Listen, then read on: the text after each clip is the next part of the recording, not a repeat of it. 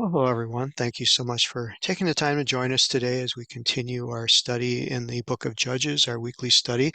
Just as a heads up, we will not have class next week or the week after. We'll come back again on January 4. Wishing you and your family just a very blessed and wonderful Christmas and holiday time, and hope that you can totally enjoy that and have some good relaxation and not have to worry about any scheduling and so forth. So look forward to talking to you all again on January 4th. But today we're going to finish up chapter 6 of Judges. And if you remember, this is Gideon, who is being selected by God to be a judge or someone who brings deliverance to the nation of Israel prior to them becoming a kingdom and having King Saul. This is that little in-between period. And it is a roller coaster, as you can tell. They serve God while the judge is alive, and once he passes away, they quickly fall into idolatry. And again, it's easy to Monday morning um, coach this or quarterback this and think, how could they do such a thing? But again, there's a lot of inward reflection as to how many times I fall into similar traps and situations so quickly and so easily. So we're picking up on verse 34, verse 35 today. And the Midianites and the Amalekites and the children of the east suddenly were gathered together and pitched in the valley of Jezreel. And then verse 34, I highlighted some of the words in yellow because we're going to take a look at those just a little bit deeper in the Hebrew, because the depth of meaning there um, is just worth exploring. So it says, the Spirit of the Lord came upon Gideon, and he blew a trumpet, and some guy who we don't know named Ebiezer was gathered after him. Well, you'll find that depends on what translation you use, it will speak a little bit differently, and we're about to show you why. So here you see the Bible Hub, which shows an interlinear, meaning it has the Hebrew in the Hebrew characters, and underneath is an English um, translation. It reads from right to left, and so verse 34 starts here, and it just says Veruach Yahweh. So in the English, where it says the Spirit of the Lord, is significant to see that this is the Spirit of God, but used in the name of God that's known as Yahweh. And it connotates the benevolent, merciful, compassionate side of God. Very interesting to think of going into battle, and that is the Spirit of God that's being spoken about here. So we have to see, where is the mercies of God residing? And I think we're going to see that they're upon Gideon. And so these mercies in this spirit moving of God are the tender mercies of God moving upon Gideon. And of course, this word here that's translated as came upon, let's see, what do they have? Came upon Gideon has a much deeper meaning. So we're going to open that up, and we're going to see that it really means to wear or to be clothed. And this is a word that's not used too often in this way. It's often translated as put or clothed. So think about that. What does it mean for the Spirit of God to clothe Gideon? Obviously, the translators had a little bit of trouble with that, and so they just put came upon, because how else would you describe it? Well, how would you describe it? How did Gideon know that this happened? What does it mean for the spirit of compassion, the spirit of God, to clothe him? And very interesting to see how the Hebrew scholars talk about this. And they have a footnote in a Hebrew Bible that I have, and they say that this means that the Spirit took control of Gideon, and it enveloped him as a garment does a person. And that kind of stopped me, because I'm thinking, okay, well, I've never had a garment move me. I've never had a garment, take control of me. But my thoughts went to, I have had a favorite suit, and I have had new suits. And I think of, if I have a speaking engagement somewhere, what suit do I pick? Do I pick my favorite suit, or do I pick my least favorite suit, or do I Yeah, I will pick my favorite suit. And we've all heard the terminology, that you put something on and you feel empowered.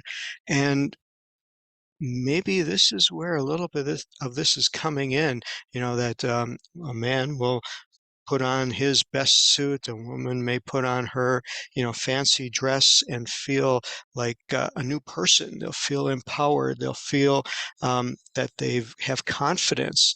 And I can see a lot of similarities here and how the Spirit of God moved upon Gideon, just like if he would have put on a new garment and put on his armor and felt this empowerment. But we're going to see that this wasn't the end all. This didn't solve all his misgivings. It didn't solve all his fears and doubts. And then what I find interesting is that this guy named Abarizite joined him. Well, in the Hebrew, it really talks about a group of people. And as we open up this word, it is fascinating because it is a word that means my Father is my help. And there's been a few people, that's used 7 times in the Bible, where this word comes out. And remembering that in Hebrew, words of names do not necessarily mean that's what their mother and father named them, but it stands for their character and for how they are behaving in this certain situation. Could it be that these were the men from his dad's clan?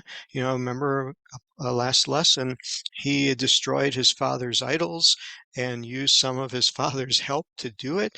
And all the townspeople were going to put Gideon to death, but his dad spoke up to him and for him and said, if this false idol is really anybody, let him take care of himself. Could this be that these were men who were so empowered and strengthened by what Gideon's dad had done, that they were men supporting his dad and they gathered behind him? And so, with that thought in mind, we go to verse 35, and Gideon is still, all empowered, all feeling good about the situation, clothed in the Spirit of God. He calls other messengers from Manasseh and Asher and Zebulun and Naphtali, and they all gathered around to meet him. And then, pooh, Gideon doubts again. Gideon in verse 36 comes up and says, "Oh, well, I'm not so sure, God, you're with me anymore.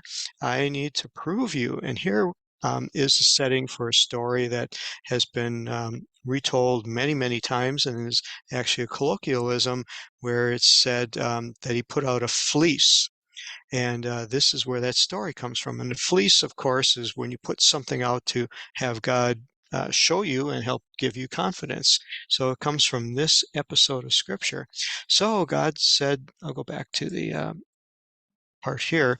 And Gideon said unto God, "If you will save Israel by my hand, as you have said, behold, I will put a fleece of wool on the floor, and if the dew be on the fleece only, and the ground be dry all around it, then I know you're going to save Israel by my hand."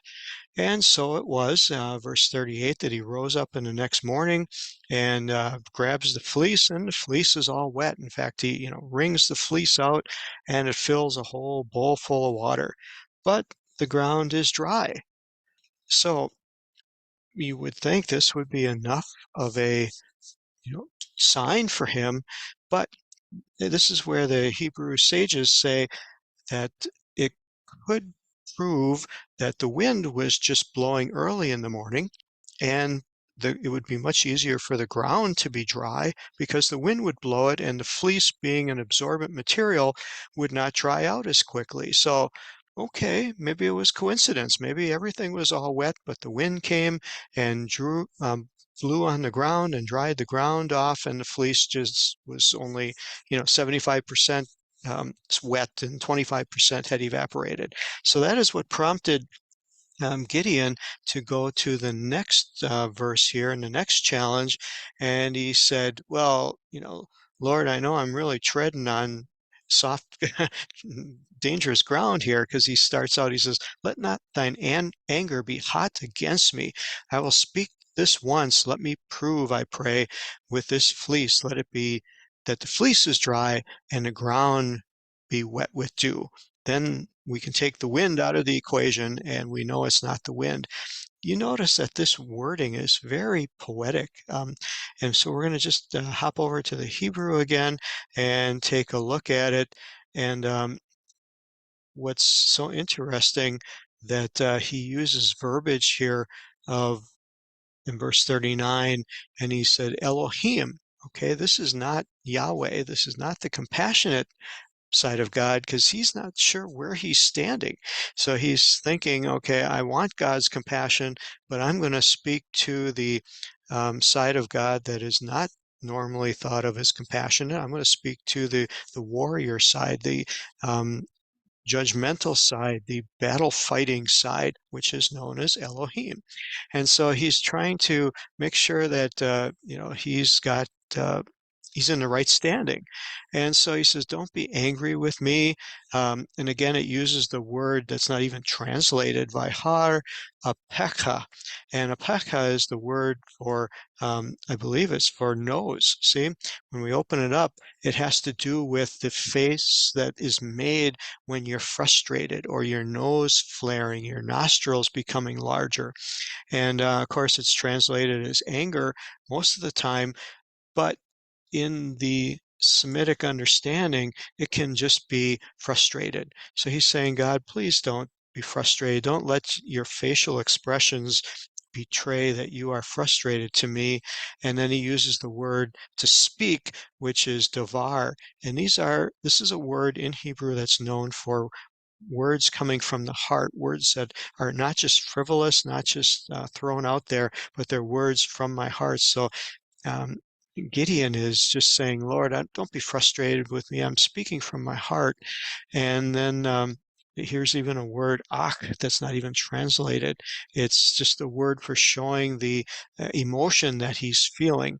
And then we come to the word that we want to speak of here is what kind of situation is he finding himself in?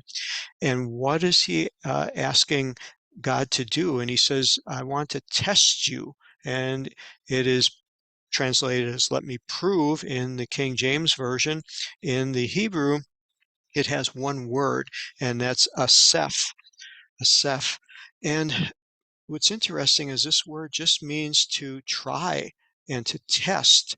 Now, what I found, and just recently I was doing a study of the Hebrew translation of the New Testament, and it has to do with the Lord's Prayer.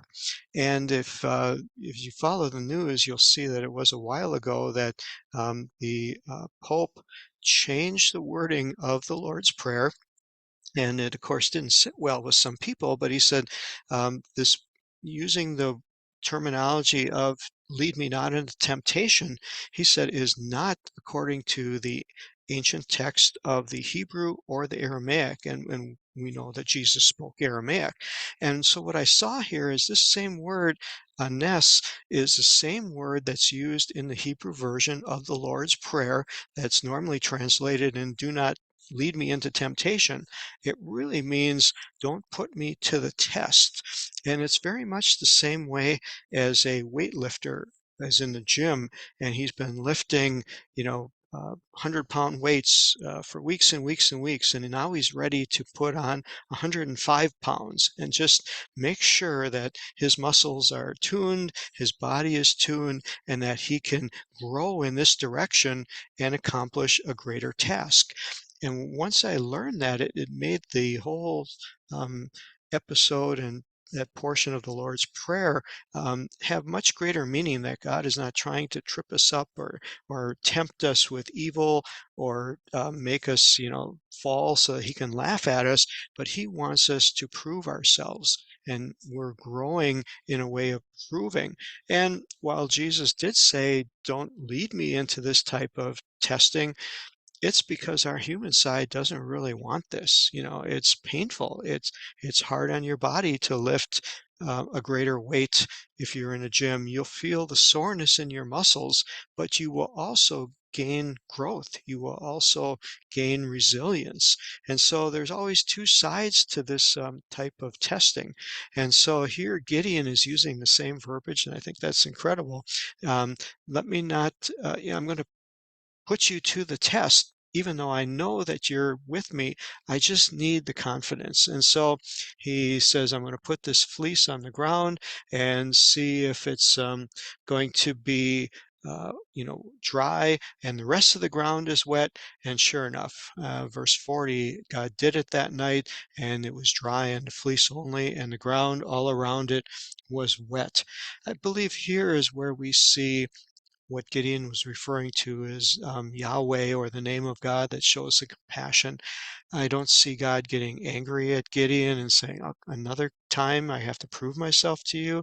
How many times, we were just in the last episode, and I had to show myself to you and give you confidence and give you strength. Here I see God being very merciful, being very compassionate, knowing what Gideon needed to feel confident, knowing what Gideon needed. It's not so much of what God thought needed to be done, but it's what Gideon needed. And I think here is where the story has the basis is when I'm looking at myself, when I'm looking and dealing with others and interacting with others, it's not always the way I see it, but it's the way the person who I'm interacting with sees it. That's what's the important part. And to bring a confidence, to bring an encouragement so that it's not my encouragement that I can give to someone else, but helping them see an encouragement internally, meeting their needs and what their needs are for encouragement and for help, to know that they will be supported. I believe that's kind of the moral of the story here, and showing that God went to great lengths, extra lengths, and was very merciful and compassionate with Gideon because he knew him. He knew his frailties, as God knows me, as God knows you, and all of our frailties and all of our insecurities, but yet God in his mercy still keeps there with his compassion and his love and his mercy to guide us and help us along our way. So that takes us to the end of chapter 6. I hope that that was an encouragement to you, and to see just a little bit different perspective of some of these verses that maybe the English can't render as fully as what the Hebrew can. And again, it just shows the beauty of God's word and how much we so appreciate Him and Him giving His word to us. So God bless you. We'll see you on January 4th. Bye bye.